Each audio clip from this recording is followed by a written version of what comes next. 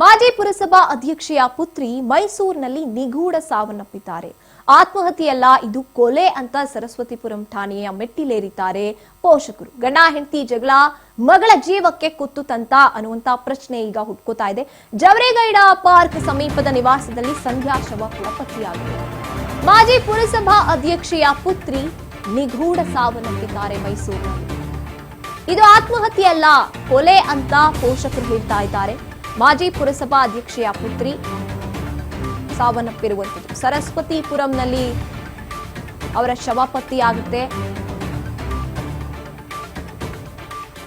Big twist ಈಗ ಉಂಟಾಗ್ತಾ ಇದೆ ಈ ಸಾವಿನಲ್ಲಿ. ಮಗಳ ಸಾವಿನ ಹಿಂದೆ ಕೊಲೆಯ ಸಂಚು ಇದೆ ಅಂತ ಕಣ್ಣೀರಿಡ್ತಾ ಇದ್ದಾರೆ ಹುಣಸೂರು ಮಾಜಿ ಪ್ರಥಮ ಪ್ರಜೆ ಆಗಿರುವಂತ ಪುರಸಭೆಯ ಅಧ್ಯಕ್ಷೆ ಆಗಿರುವಂತ ಪೋಷಕರು. ಅವರು ಠಾಣೆಯ ಮೆಟ್ಟಿಲೇರಿರುವಂಥದ್ದು. ಇದು ಆತ್ಮಹತ್ಯೆಯಲ್ಲ, ಇದು ಕೊಲೆ ಅಂತ. ಸರಸ್ವತಿಪುರಂನಲ್ಲಿ ಗೃಹಿಣಿ ಶವ ಪತ್ತೆಯಾಗಿದೆ. ಆದ್ರೆ ಈಗ ಇದು ಆತ್ಮಹತ್ಯೆ ಮಾಡ್ಕೊಂಡಿರುವಂಥದ್ದಲ್ಲ, ಸಂಚು ಮಾಡಿ ಕೊಲೆ ಮಾಡಲಾಗಿದೆ ಅನ್ನುವಂಥದ್ದನ್ನ ಅವರು ವ್ಯಕ್ತಪಡಿಸ್ತಾ ಇದ್ದಾರೆ. ಪೋಷಕರು ಕಣ್ಣೀರಿಡ್ತಾ ಇದ್ದಾರೆ. ಮಾಜಿ ಪುರಸಭಾ ಅಧ್ಯಕ್ಷೆ ಅವರ ಪುತ್ರಿ ಸಾವನ್ನಪ್ಪಿರುವಂತಹ ಪ್ರಕರಣ. ಗಂಡ ಹೆಂಡತಿ ಜಗಳ ಆಗ್ತಾ ಇದ್ರು, ಮಗಳ ಜೀವಕ್ಕೆ ಈಗ ಕುತ್ತು ತಂದಿದೆ ಅಂತ ಹೇಳ್ತಾ ಇದ್ದಾರೆ. ಅಯ್ಯೋ ಅಯ್ಯಪ್ಪ ಅಯ್ಯೋ ಏನ್ ಹೇಳಿ, 15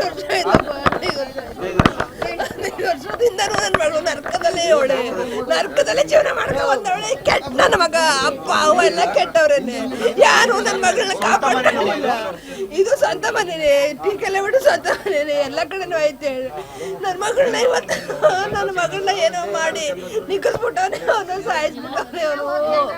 ಅವನು ಸಾಯಿಸಿರೋದು ನನಗೆ. ನನ್ನ ಮಗಳು ಏಡಿ ಅಲ್ಲ, ನನ್ನ ಮಗಳು. ನಾನು ಅವ್ರ ದೊಡ್ಡಪ್ಪ, ಹುಡುಗಿಯರ್ ದೊಡ್ಡಪ್ಪ. ಯಾರೇ ಆಗಲಿ ಇಲ್ಲಿವರೆಗೆ ಹೇಳ್ತೀನಿ, ಹಳ್ಳಿಯಿಂದ ಸಿಟಿಗೆ ಯಾವುದೇ ಹೆಣ್ಮಕ್ಳು ಯಾರಿಗೂ ಕೊಡಬೇಡಿ. ಯಾವ ಹೆಣ್ಮಕ್ಳು ನಾವು ಸಿಟಿ ಅಂತ ಇಷ್ಟಪಡೋಕ್ಕೆ ಹೋಗೋದು ಬೇಡ.